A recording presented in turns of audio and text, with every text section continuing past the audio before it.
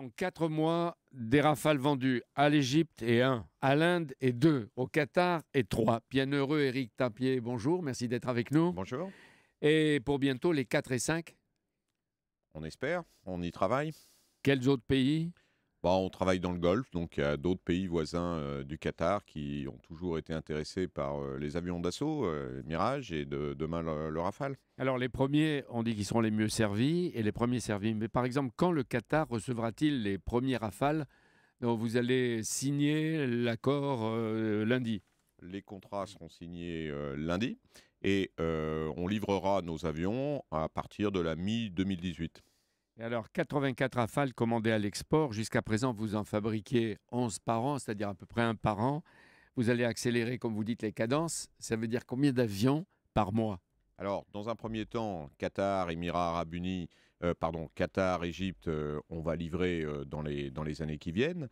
On attend le contrat Inde, qui n'est pas encore fait, mais qui a été annoncé, de 36 avions, et on va pouvoir monter les cadences. L'Inde, c'est encore un peu plus. On dit 126 qui sont à négocier. L'Inde, pour l'instant, est revenu, le Premier ministre est venu annoncer une commande d'abord de 36 avions. On espère, à partir de cette commande de 36 avions, ultérieurement avoir d'autres commandes sur l'Inde. Mais pour l'instant, c'est 36 avions. Donc c'est ça dont on parle, les 84 Alors, avions. quand on dit 84, ça veut dire au total, pour les construire, combien? 3, 4 ans? Alors, c'est 3 ans pour construire les premiers. On livre un petit peu plus tôt le contrat Égypte, car il y a une substitution des avions français par des avions export, ce qui était prévu dans la loi de programmation.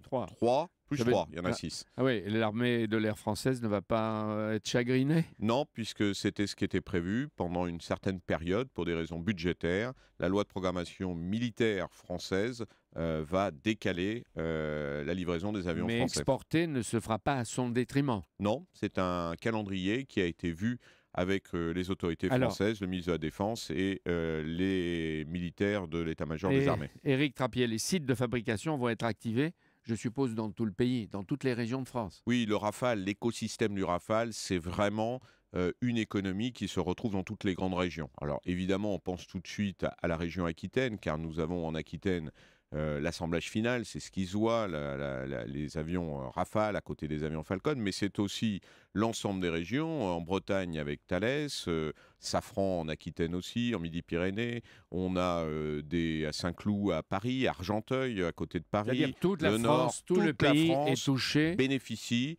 de cette développement augmentation industrielle du Rafale et qui a donné lieu d'ailleurs à faire des Falcons, à faire l'industrie aéronautique d'une manière générale. C'est bon pour Dassault. Vous allez construire une usine supplémentaire en France? Non, on a ce qu'il faut en termes d'usine. On va augmenter les cadences de production dans les usines que nous avons. Donc peut-être, et d'ailleurs vous l'avez dit, quelques milliers d'emplois. Est-ce que vous pouvez dire à peu près combien? Non, c'est difficile à dire aujourd'hui, mais c'est l'ensemble de cet écosystème, c'est-à-dire on va augmenter la sous-traitance qui existe déjà, on va peut-être prendre d'autres sous-traitants et on va augmenter cette charge de travail qui est liée au Rafale. Ça fait combien? On était à cadence 1, on va doubler les cadences. Donc voilà, on était sur une cadence 1, on est à 7000, on ne va pas doubler 7000 puisque dans les 7000, il y a des gens qui planifient, qui sont les mêmes qui vont planifier que ça soit 1 ou 2, mais dans ceux qui fabriquent les équipements, qui fabriquent... Non, mais ce qui est important de savoir pour les Français, c'est quelques milliers. C'est vous faites ces accords, vous allez construire des Rafales, etc. Est-ce que c'est bon pour les industriels? Oui. Pour les emplois et pour les salariés? Oui ou non? Et oui, combien? C'est une bonne nouvelle pour la France, c'est une bonne nouvelle pour l'économie française. Chaque fois qu'on exporte des avions militaires aujourd'hui, des avions de combat, mais aussi d'une manière plus générale en aéronautique, nous soutenons l'économie du pays. Donc c'est une industrie qui emploie beaucoup d'ingénieurs, beaucoup de compagnons, beaucoup de techniciens. Et c'est une grande nouvelle de savoir qu'on exporte des avions de combat. Et vous allez recruter ce type d'emploi, les ingénieurs, les techniciens, des gens qualifiés. On va poursuivre. J'ai déjà commencé ce recrutement un petit peu en avance de phase pour renforcer les équipes en anticipation. On était optimiste sur le fait qu'on allait obtenir ces premiers contrats. Donc, on va poursuivre ce renforcement, mais pas simplement nous Dassault. Je dirais, nous, on équilibre entre civils et militaires, comme font d'autres sociétés, mais il y a tout un tas de petites sociétés qui vont pouvoir, grâce à la charge de travail générée par l'augmentation des cadences Rafale, se permettre d'augmenter, si elles peuvent le faire, dans le contexte où elles peuvent le faire et dans le lieu où elles sont. Pour vendre des Rafales, est-ce que vous baissez les prix des Rafales? Pour vendre des Rafales, nous avons des négociations avec chaque client. Est-ce que vous baissez les prix? Nous baissons un peu les prix, mais nous avons une réputation, nous sommes connus pour ça. Nous devons conserver, pour exister, des marges, car grâce à ces marges, nous faisons vivre l'entreprise. Donc, nous ne bradons jamais les prix du Rafale. Alors voilà, parce qu'il y a la concurrence américaine, etc. Entre août 2012 et l'accord donné par le jeune émir Al Thani, le 21 avril dernier, il y a quelques jours, Jean-Yves Le Drian avait fait au moins une demi-douzaine de séjours au Qatar, sans compter les rencontres un peu secrètes. C'est-à-dire que, à mon avis, Jean-Yves Le Drian sera probablement un des hommes de l'année 2015. Mais j'ai l'impression qu'il ne se déguise pas en marchand de tapis volant, qu'il fait un peu de la stratégie avec vous. Et puis vous, les industriels, vous entrez par les portes du palais qu'il a ouvert. On a une véritable équipe de France qui est à l'œuvre, qui travaille. Le président de la République qui conduit les armées, qui conduit le pays, a des axes stratégiques. Le ministre de la Défense voit ses homologues, développe des partenariats politiques, des partenariats stratégiques, dans le contexte géopolitique qu'on connaît, qui est sensible en ce moment dans un certain nombre de régions. Donc vous voulez dire qu'il y a un effet de la stratégie extérieure de la France? Il n'y peut pas y avoir de contrat d'avions de combat sans une certaine stratégie avec le pays qui va acheter, qui va coopérer. Et là, Jean-Yves Le Drian et ses équipes ont vraiment mené ce combat pour exporter le Rafale. Jean-Yves Le Drian, dont on a parlé, qui sera avec vous quand vous allez signer, et le président de la République sera à Doha lundi et mardi. Pendant tant d'années, Éric Trappier, le Rafale était décrié avion ringard et surtout ruineux. Aujourd'hui, tout le monde veut son Rafale. Pourquoi il y a cette découverte tardive? Vous avez dit peut-être la stratégie extérieure de la France, mais quelles sont les autres raisons? Bien sûr, l'avion est un très bon avion, on le découvre maintenant, mais pourquoi? Qu'est-ce qu'il y a d'autre? L'avion est un très bon avion, c'est quand même si on avait un mauvais avion, on serait, comme vous le dites, ringardisé. Donc notre avion, non seulement il est bon, mais c'est le meilleur du monde. Il était un petit peu en avance sur son temps. Il est le meilleur du monde. C'est le meilleur du Patriote. monde. C'est le meilleur du monde. Mais ça veut dire, dans un ciel de combat, qu'est-ce qu'il fait? Il fait tout, justement. C'est ça qui fait qu'il est le meilleur. Il protège la France ou il protège les pays qui achèteront en ce qu'on appelle les missions de supériorité aérienne. Il fait l'attaque au sol, il fait la reconnaissance, il peut être opéré à partir d'une base de l'armée de l'air ou à partir d'un porte-avions. Regardez la Marine nationale aujourd'hui qui revient d'une opération dans le Golfe. Il fait vraiment tout type de mission avec un seul avion, un seul type de pilote, un seul type de maintenance. Plusieurs avions en un. Personne ne fait ça au monde aujourd'hui. Les Américains, d'habitude, sont très offensifs sur le marché des avions, etc. Qu'est-ce qui se passe? Vous ne craignez pas des représailles?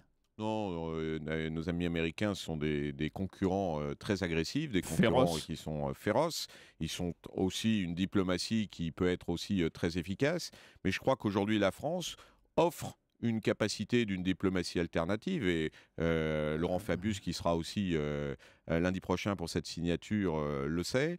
C'est cette France proche d'un certain nombre de pays et qui développe cette diplomatie, cette stratégie avec un bon avion qui fait qu'aujourd'hui on a une conjonction des astres qui nous permet de réussir. Ça veut dire qu'il y a des évolutions actuellement au Qatar, en Arabie Saoudite, et il y a en même temps le jugement que ces pays dans la région, ce jugement porte à l'égard de la politique étrangère de Barack Obama dans le Proche-Orient. Airbus est en train de se plaindre d'être espionné par les Allemands. Pour les Américains, on vous espionne?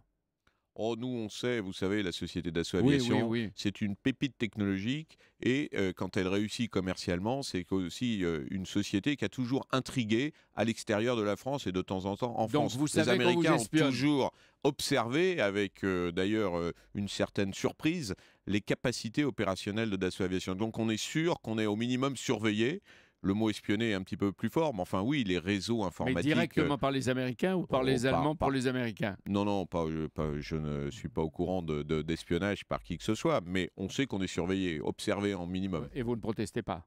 Non, on ne proteste pas parce que d'abord, on n'a aucune preuve d'être... Mais vous n'observez pas, vous espionnez pas les autres? Non, on n'espionne pas les autres. On sait ce que font les autres puisqu'il y a beaucoup d'informations qu'on obtient. Bon, mais voilà, on sait que les Américains observent beaucoup ce qu'on fait. Dernière remarque, ces prochains Rafales sont appelés à vivre jusqu'à quand? Quelle est la durée de vie d'un Rafale?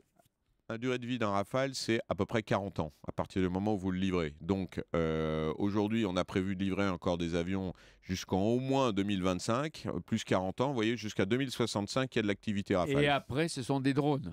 Après, Ou en même temps, les après, drones. on verra. Je pense que les drones viendront en complément des avions de combat pilotés. Ce sont des grands systèmes aériens qu'on développera. Il y aura des composantes avec le pilote à bord ou des composantes avec le pilote au sol. Toujours l'homme dans la boucle de décision. Et alors là, vous êtes en train de le préparer, nous en parlerons une autre fois. Retenons les succès que vous allez célébrer tous ensemble lundi et mardi.